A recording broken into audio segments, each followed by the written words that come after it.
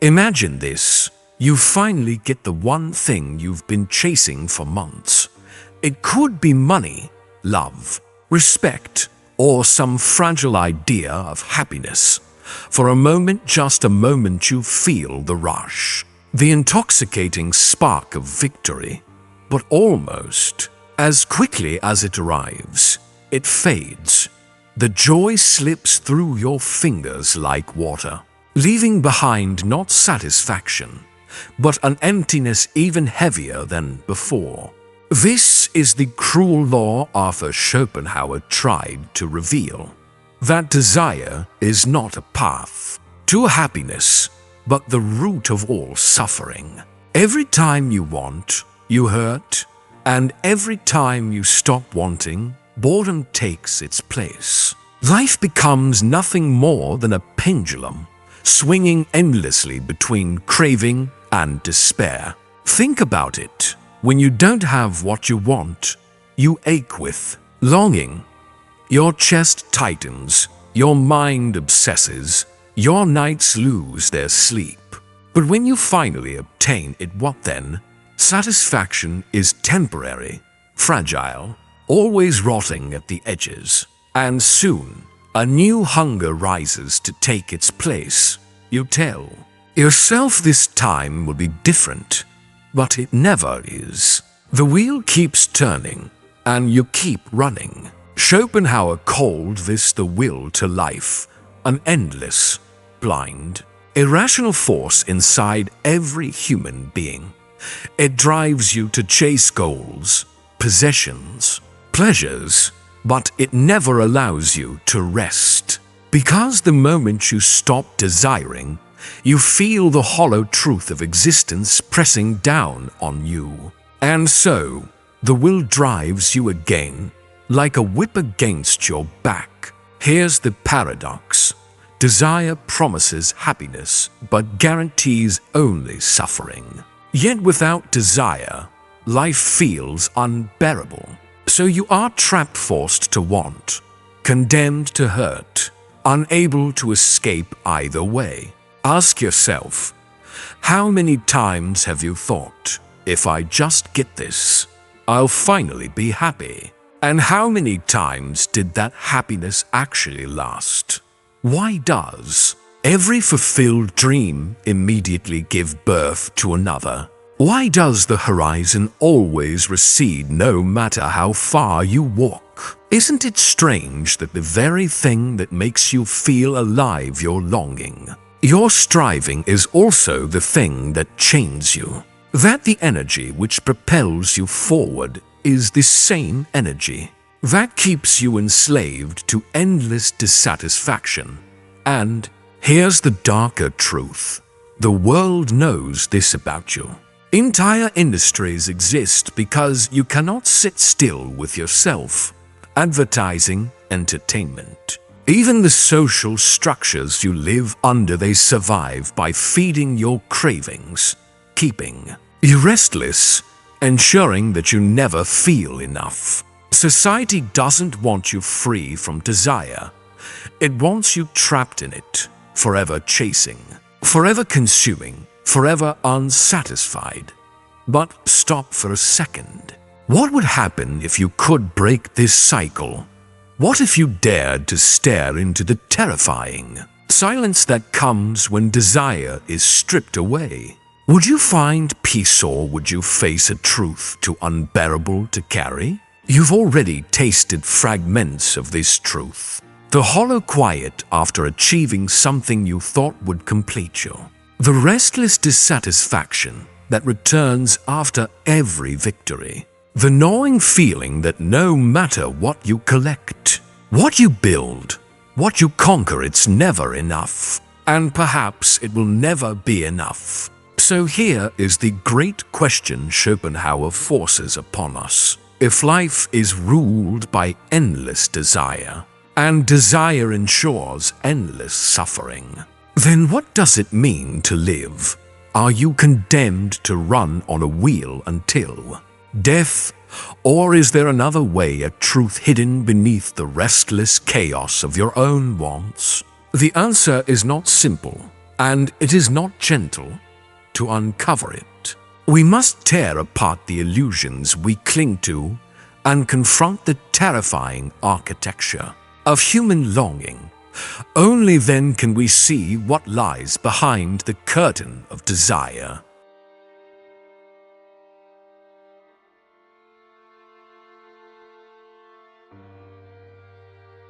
Why do we keep desiring, even when desire only chains us to suffering? Why can't the human being simply step off the wheel, and rest in peace? Schopenhauer believed he had found the answer: the will, not willpower in the ordinary sense, but a blind, irrational force at the core of existence itself. He called it the will to life, a primal engine driving every living thing. This will does not think, does not plan, does not reason. It simply pushes forward endlessly, demanding survival, reproduction, domination, continuation. It is this will that makes the bird build its nest without knowing why, the lion hunt without moral question, the human being chase wealth, status, and love with restless obsession. You do not choose to desire. Desire chooses you. Here lies the hidden problem. You are not the master of your wants. You are their servant. The will commands, and you obey. Think about it, how many of your choices are really yours? You feel hunger, and you eat. You feel loneliness, and you chase connection. You feel envy, and you strive to outshine. Your mind invents stories about freedom and individuality. But beneath those stories lies a deeper truth. Your life is governed by impulses older than thought itself. Carl Jung recognized this same truth in a different form. He spoke of the unconscious, those shadowy, unseen forces within you that shape your actions without your awareness. To Jung, desire often masks itself, hiding behind dreams of love, success, or redemption, while in reality it springs from unacknowledged wounds, forgotten traumas, unmet needs. You think you want the object in front of you, but what you really want is healing for something buried so deep you cannot name it. Nietzsche, too, saw through this game. Where Schopenhauer called it the will to life, Nietzsche reinterpreted it as the will to power the deep drive not only to survive, but to assert, to expand, to dominate. For Nietzsche, desire was not simply hunger or lust. It was the endless struggle of life to overcome itself, to grow beyond its limits. And yet, like Schopenhauer, he knew this drive could never be fully satisfied. Each victory only gives birth to a greater challenge. Sartre took the knife deeper. He argued that desire is never about objects at all. When you desire wealth, what you truly want is the feeling of being secure. When you desire love, what you truly want is the validation of your existence. But here lies the tragedy. No object, no person, no achievement can ever fill the abyss of human longing, because the abyss itself has no bottom. Desire aims at a fullness of being, but being can never be full. You are condemned, Sartre said, to a hunger that nothing in this world can feed. So why, then, do we still chase? Why does the will hold such power over us? Modern psychology gives us clues. Neuroscientists speak of the dopamine system, the circuitry in the brain that lights up, not when we receive pleasure, but when we anticipate it. Desire is chemically reinforced in your body. You are wired to crave, not to be satisfied. Satisfaction is fleeting, but craving is endless. That is why the hunger feels stronger than the feast, and why the memory of wanting often lasts longer than the memory of having. Consider addiction. Whether it's drugs, social media, gambling, or love itself, the addict is not chasing the high. They are chasing the anticipation of the high. The rush of almost is more intoxicating than the moment of arrival. The brain learns to cycle endlessly, rewarding the chase while devaluing the catch. Isn't this the same mechanism behind all desire? Now look at society. From childhood, you are conditioned into this cycle. You are taught to want grades, careers, relationships, possessions. Every institution thrives on your restlessness. If you were ever truly satisfied, markets would collapse, hierarchies would crumble, power structures would weaken. Your unhappiness is not an accident. It is a design. Aldous Huxley, in Brave New World, described a society built entirely on manufactured desire, where pleasure itself was a tool of control. People believed they were free because they enjoyed what they consumed. But the deeper truth was darker. Their enjoyment was scripted, their desires engineered, their lives reduced to predictable patterns of consumption. Sound familiar? The hidden problem is not simply that you desire, it is that your desires are not truly yours. They are implanted, conditioned, manipulated. You long for what others have told you to long for. You measure your worth by standards you did not create. You run on a wheel designed by hands you cannot see. And yet, here is the cruelest twist. Even if you stripped away all the cultural conditioning, even if you unplugged from consumerism, even if you rejected every external influence, the will would still remain. The raw, primal hunger to want something, anything, would still gnaw at you. The problem is not outside of you. It is inside of you. It is you. So here we stand before Schopenhauer's warning. To live is to desire, and to desire is to suffer. No escape seems possible. The will to life is relentless. The unconscious is restless. The brain is wired to crave, and society profits from your dissatisfaction. But what happens when this truth is ignored? What happens when people live their entire lives believing that the next desire will save them? The answer lies in the unseen consequences, the quiet devastations that shape not only individuals, but entire civilizations. And it is to those consequences we must now turn, because only by staring into the wreckage can we begin to imagine another way.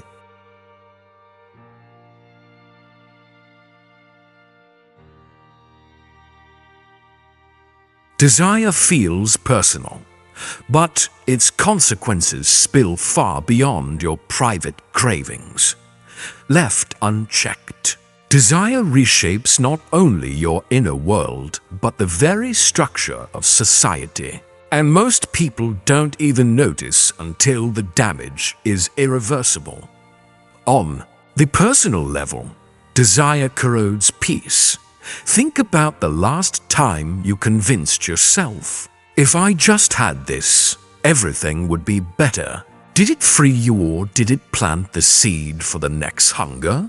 The cycle creates a life where presence becomes impossible. You are always living in the shadow of what you lack, always waiting, always reaching, never arriving. This is not living, it is perpetual rehearsal for satisfaction that never comes. Psychologists call this the hedonic treadmill. You adapt to every gain so quickly that the new normal becomes unsatisfying, pushing you toward the next chase. Win a promotion, Soon it feels ordinary. Fall in love. Soon the spark fades. Buy a luxury. Soon it gathers dust. The treadmill never stops, and the faster you run, the more exhausted you become. But the unseen consequence is deeper. Desire becomes identity. You start to define yourself not by who you are, but by what you want. Your worth is measured by unfinished goals, by the hunger that gnaws at you. You become a walking echo of longing, confusing craving for purpose. And when your desires are finally denied, when the job doesn't come, the lover doesn't stay, the health breaks down, you collapse. Because your sense of self was built on sand. Now look outward to society. Entire economies are designed to keep you desiring. Capitalism thrives not on satisfaction, but on dissatisfaction. Every advertisement whispers the same poison. You are not enough. But this product will make you whole. Governments use the same logic to pacify citizens' distractions of entertainment, endless consumer options, promises of progress, anything to keep the masses chasing, not questioning. The consequence? A culture of anxiety, a population restless, distracted, never fulfilled. People mistake constant motion for progress, consumption for meaning, possession for identity. Families fracture under financial hunger. Communities dissolve into competition. Nations drown in debt fueled by wanting more. And on the most intimate level, desire destroys connection. Relationships built on longing on what someone else can give you collapse when the illusion breaks. Love becomes transactional, friendships conditional, families fragile. You begin to treat people as extensions of your own craving, not as beings in themselves. Schopenhauer was merciless in pointing this out. Desire does not just make you suffer, it makes you cruel. You demand from the world what it cannot give, and in your disappointment, you lash out at yourself, at others, at life itself. This is the quiet devastation of desire. It steals presence, corrodes identity, enslaves society, poisons relationships. It is not just a private torment. It is the architecture of a restless civilization. But if this is the cost of desire, the question becomes urgent. Can you break free? Can you rebel against the will that commands you? The answer lies in a radical shift to rebellion against the very foundations of human longing.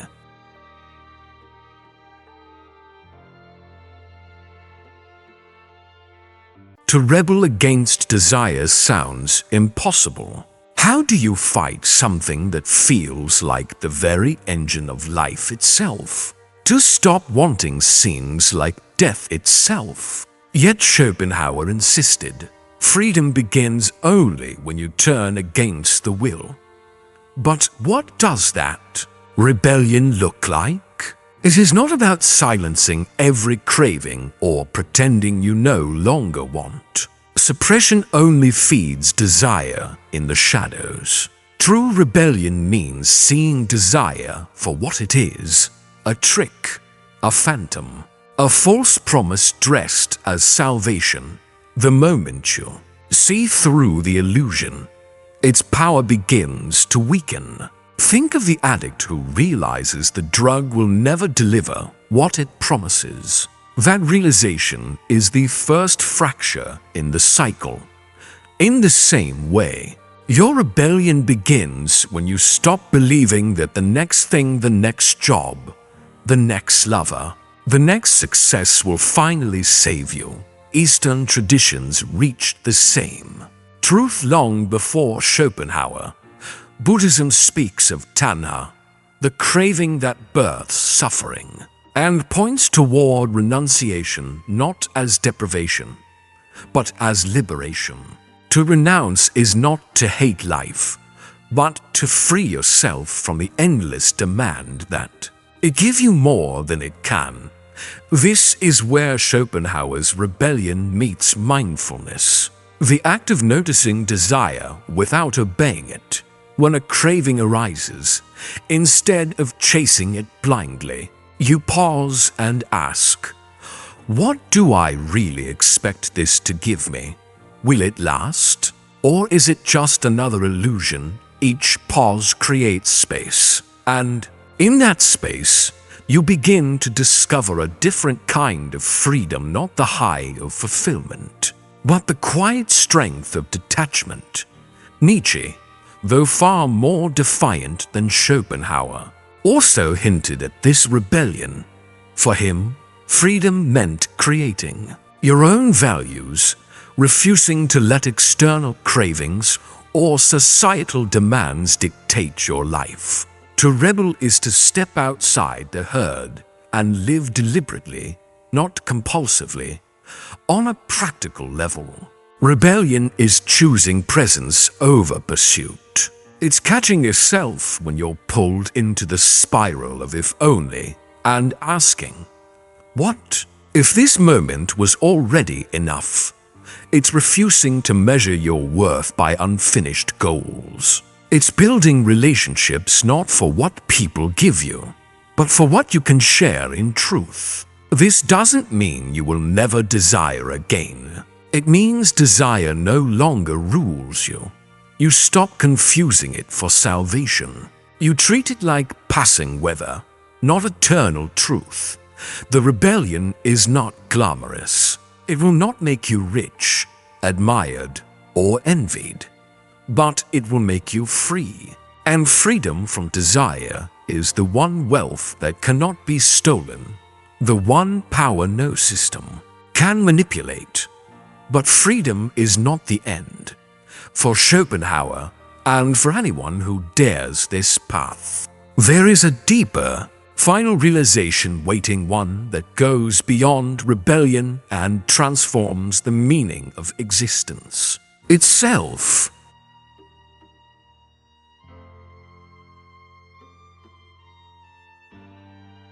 What remains when desire falls silent? When the endless cycle of longing and disappointment loses its grip? What do you stand face to face with? Schopenhauer believed the answer was terrifying. Behind desire lies emptiness. Life without craving feels like a void, a great silence where the mind no longer knows how to distract itself. This is why so few ever taste freedom, because to abandon desire is to confront the naked truth of existence. No safety net, no illusions, no promises of redemption, just the raw fact of being. But here is the paradox. Within that silence lies the only real peace you will ever know. Desire is noise. It shouts. It deceives. It drowns out reality. But when the noise fades, something else appears, something subtle, something still. A quiet awareness that does not demand, does not chase, does not suffer. Schopenhauer called it a kind of resignation, a surrender to the truth that the world cannot satisfy you. But resignation is not despair. It is clarity. It is the strength of no longer being fooled. Other traditions describe this differently. The Buddhists call it nirvana, the extinguishing of craving, the cooling of the fire. Mystics call it stillness, union, or freedom from self. Modern psychology calls it acceptance. But the essence is the same. When you cease to cling, you cease to be tormented. Does this mean you stop living? No. Life goes on. You eat, you work, you love, but you no longer mistake those experiences for salvation. You no longer hand them the power to define your worth. You experience them as they are fleeting, imperfect, real, and because you no longer demand they complete you, they finally can be enough. This is the final realization.